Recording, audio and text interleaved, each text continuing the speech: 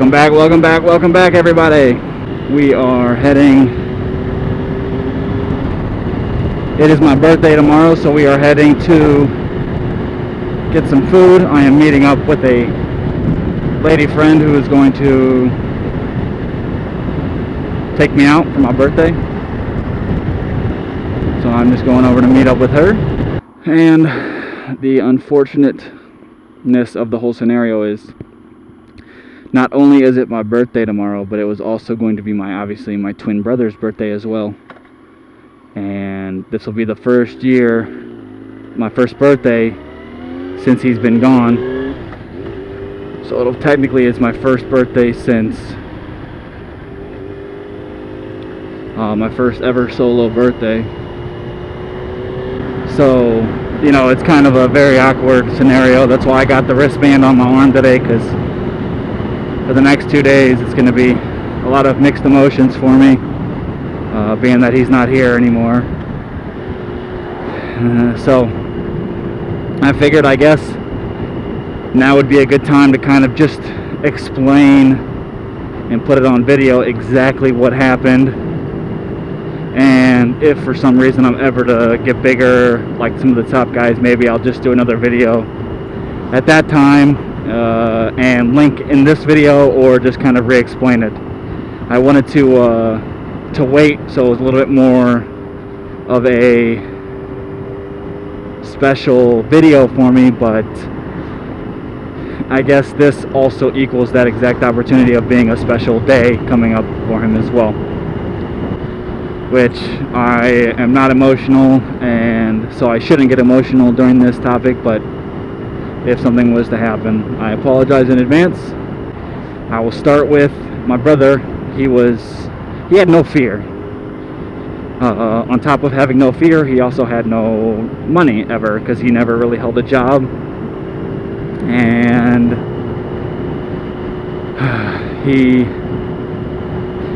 he just never really had anything to live for other than the moment, I guess would be the best thing to say, for a long time.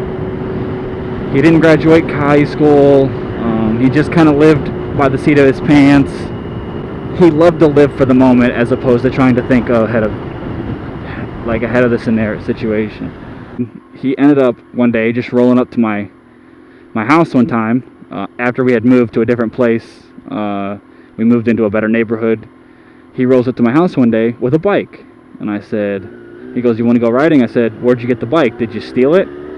He's like, "No, dude, I bought it off a guy on Craigslist." I was like, "Oh, okay, cool." So we would go riding, and oh man, he would just ride so recklessly. I mean, just constantly lane splitting, which is fine, but he wasn't lane splitting safely. He was lane splitting like an idiot.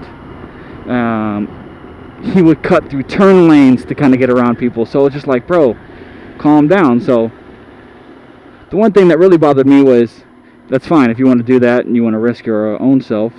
Don't put other riders at risk, you know, like me and my roommate as we go riding together. So the issue was, he would like me, whenever I ride with people, I always make sure that they know, hey, if we're going to ride, let's stay in formation, so that way we don't have to constantly keep looking behind us to see what other people are doing. All we can do is stay focused on what's ahead of us, because that's the important part. So he would constantly be passing us, hot dogging it by us, whatever the case may be, just trying to show off. And of course, the bike he had was a fucking beater. It was 2 wheels barely. He was always jimmy rigging it to make it work. But just to give you a prime example, one of the brake light, he didn't have a brake light, so he wired like just an LED light one time. Instead of wiring it into the brake line, he wired it through the bike up to where you push the brake, it would hit a button and it would light the light up. So that's the kind of, and he had stuff duct taped together, holding stuff together. So his bike was always rickety. And then wintertime would come and he'd sell the bike, and he would then, summertime or springtime would break through again, and next thing you know, he sold the car that he bought for the winter to get another bike. And you know what, I don't know how he did it, but he would always kind of constantly be upgrading. So, you know, he started off with a shitty bike. Next thing you know, he's got a nicer car, then a nicer bike, and then a nicer car. I wanted to kind of start over and talk about what happened to my brother's crash. I actually recorded this yesterday, but in the process of doing it, in the middle of the story, my camera died. So I went home and charged it, and now I'm going to, what is that on the ground? Restart the story here, and I'll try to edit it in. So today is my birthday. It was also supposed to be my twin brother's birthday, but as you all may know, he passed away in July, and this is the story of me explaining what happened that fateful day. So on July 12th, 2012, while I was at Rockneys at about 1:45 p.m., it was a Thursday, eating lunch, I received a phone call from my sister that had said that my brother had been involved in a serious motorcycle crash and he probably wasn't going to make it. You know, a lot of thoughts start running through your head in some situations like that, especially being my twin brother. A lot of you guys probably don't know how that feels to have a twin, but that relationship that you have is one of a kind. Like, I've never been in it closer to anybody in my life. I mean, I lost my sister in 2006, and it was nothing compared to losing my brother in 2012. So, not saying that I didn't love my sister, it just, I don't know, losing my brother really took a toll that I've never felt before. But anyway, so I received a phone call, and my sister can sometimes be a little, what's the word I'm looking for? Over emotional when it comes to crisis situations. Like, she can't think clearly. She becomes overly emotional, where crying and tears and hysteria just kind of overtakes everything. So when I heard that, I had to kind of put that into consideration. So I called my dad, who is a rock. I mean, he is rarely ever emotional. I've probably seen him cry one time in my life, and that was when my sister passed away. So for something to happen and him to be emotional, I knew it would have been serious. So I figured I'd give him a call, figure out exactly, that's a big pothole if you were to miss that. So I wanted to give him a call to find out exactly what was going on before I, you know, jumped to any conclusions. So I gave him a call, and as soon as he picked up, he was crying. He told me, he's like, hey, yeah, Dan's been involved in a serious motorcycle accident. He's been seriously hurt. He's in intensive care, and he's probably not going to make it, so you need to get down here as soon as possible if you want to say your goodbyes. At that point, I knew things were serious. I needed to get down there as soon as possible. So I rushed down to Akron General Hospital. Fortunately, where I was living at the time was about 2 minutes away. So I rushed back to the house to drop the girl that I was with and her baby off, because I didn't want them to have to go. She called her parents to come get the baby because she wanted to go up and be with me in this situation. So she dropped the baby off to her parents while I drove up to the hospital. As soon as I arrived at the hospital, I knew he was in intensive care, so I walked into near where that department was. They asked me who I was at the counter. I told them who I was, and they knew exactly, before I even had to tell them who I was seeing, they knew exactly who I was, and they rushed me over there. And that's when I knew it was serious, because a hospital is used to serious things like that. So they rushed me over to the waiting place where my parents were at, and some other close immediate family. My sister, my cousin, who my brother was really close to, was already there, and everyone was kind of in hysteria at that point. So I knew things were serious. So I'm trying to get answers of what was going on. Nobody could really answer me what was going on, what happened. So I finally found a doctor who was helping my brother. He was one of the 9 doctors that were in the intensive care area to get answers, because I'm usually, no matter what the situation is, I can maintain my composure and stay together through the whole scenario. And the doctor told me that he was riding the motorcycle. He tried to go between 2 semi-trucks on the white line and lane splitter filter through them. lost control and went down and was then run over by one of the semi-trailers, tractor trailers. So he had some serious injuries to his arm. He had severed an artery from the heart that goes directly from the heart to the arm, which is where he was losing a majority of his blood. And he had also had some severe organ issues through his stomach area from the semi-truck after it ran him over. So they said they were trying to get him stable enough in ICUs to get him to surgery so that he could get the artery in his arm handled, and then if they were able to get that blood stopped, they would then focus on the organ issues. And they were more worried about the arm being the fatal wound as opposed to the organ. So when he went down, the first person actually on scene was somebody who was behind him, following him on the highway, and seen the crash, was an actual physician. So it was pretty fortunate. So he was already unconscious when the first guy, who was maybe 100 yards behind him when the crash happened, was there. He was already unconscious. So the physician was actually able to get him to restore his breathing, because he was already like not breathing when the guy got there. So I will finish the rest of the story when I get back. So where was I? Oh yeah. So I'm getting the words from the doctor. They're telling me exactly what's going on. They're like, you know, we need to amputate his arm, seal off that artery so he'd stop losing blood, and then once they do that, start working on the organ issues.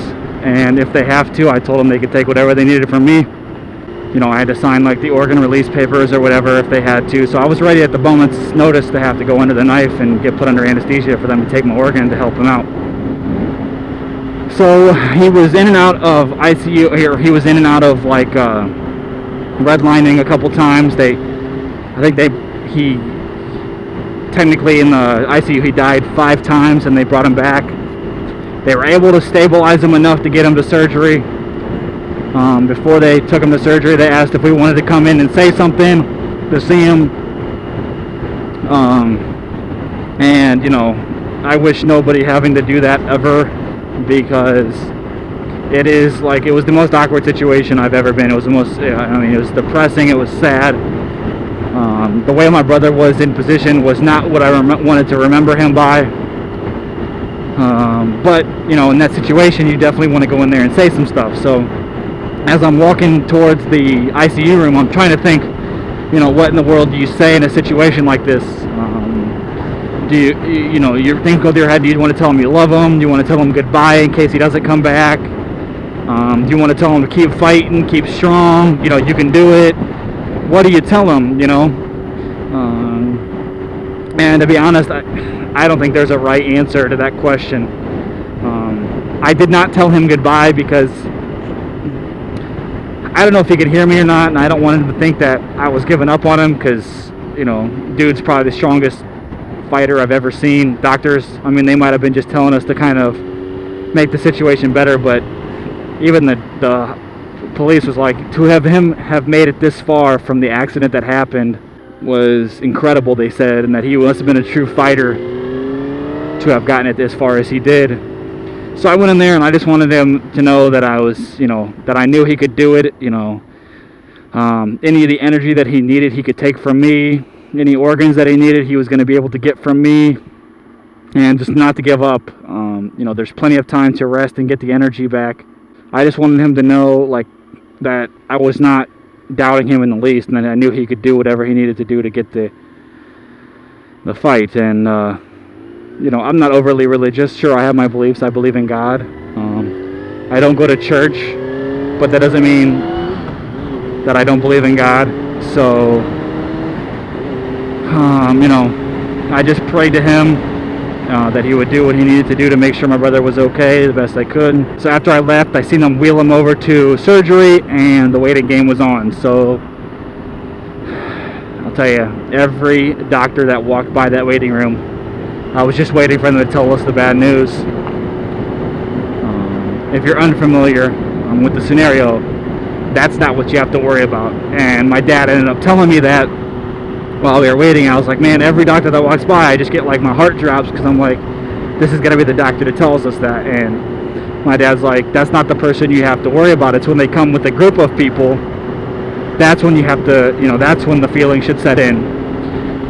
So he's like, because that's when they're coming to try to console you and try to help you through the grieving process at that point, because he's gone. So we sat there for about 2 hours just praying and hoping and doing everyone's thoughts of what you know, whatever you can do at that situation, just to kind of hope that he makes it through. And then the dreaded group came to let us know that he did not make it. He died of loss of blood. At that point, I had to be the strongest person in my family and try to be there to support everyone in my family, even though I was probably the one hurting the worst, because I was his twin. They asked if we wanted to go see the body after he had passed, and I told them no, because it was hard enough at the time from when he passed, or when I went in there earlier when he was still kind of alive. It was hard enough to see him then. I did not want to see him, definitely, after he had passed, because that's not who I remembered him as. And I didn't want to remember him after he had passed. I wanted to remember who he was beforehand, so I refrained. So it's probably the hardest. It's by far the hardest thing I've ever had to go through. I don't want to wish that upon anyone. You know, he went out doing what he loved to do. I mean, we're all gonna die of something, so for him to at least go out doing something that he loved to do was kind of reassuring a little bit, I guess. Sure, I would have loved to have been there and have him around for 20, 30 more years and then go out then doing what he loved to do, but God works in mysterious ways, and no matter what you believe, you know, you can't, there's nothing we're going to be able to do at this point but try to live and do the best that we can, and hopes of, if he's watching down on us, that he's having fun up there in heaven or wherever you believe the afterlife is. So happy birthday to you, brother. I know you're having fun up there in heaven. I know you're riding the fastest bike possible, as fast as you possibly can stand to ride, and you're chasing lots of girls, and I wish you were still here, but I will continue to do the best things that I can to show you that I can be the person that you always probably looked up to me to be, even though you would never admit it. It is my birthday today, so I'm not going to try to dwell on it too much, because there's no point in being upset when there's not a damn thing you can do about it. I do have the wristband on in memory of him. It's the same wristband that I have on the brake reservoir. I'm wearing it today in memory of him. Thanks for watching my video. This probably won't get uploaded till tomorrow because my computer takes a couple hours to render, so I don't know if I'll be able to get it up today, but most likely you'll be watching this tomorrow, which will be Tuesday, if not even further down the road. So I want to wish you guys a safe and good time riding. If you guys are out there riding, ride safe. Ride within your limits. Don't push the envelope. It's not worth it. There's a lot of people out there that are, no matter what you think, they're out there, they love you, they don't want to see you get hurt. I know this from experience. Be kind to the ones that you love. Cherish them, because tomorrow it can be over in a heartbeat, especially if you're a bike rider. You know, as careful as you drive, you're never promised tomorrow, and there's too many variables in this earth that it doesn't leave you to have too much guarantee that you'll be around tomorrow. So, you know, live for the day, think about your family, and you know, go and tell them you love them. Tell them that you're thinking about them. Tell them that you love them. You know, the worst thing in the world is you don't realize how much you love somebody until they're gone, and that couldn't be 100% more true. So I want to thank you guys for watching this video. Sorry for this kind of somber topic. I just felt like today was a pretty good day, being that it was his birthday and my birthday, to discuss it. Hope you guys ride safe. Thanks for watching my video. I will see you guys in the next one. Ride safe, guys, and keep that knee dragging. I'm out of here. Peace! It's a yield sign, buddy.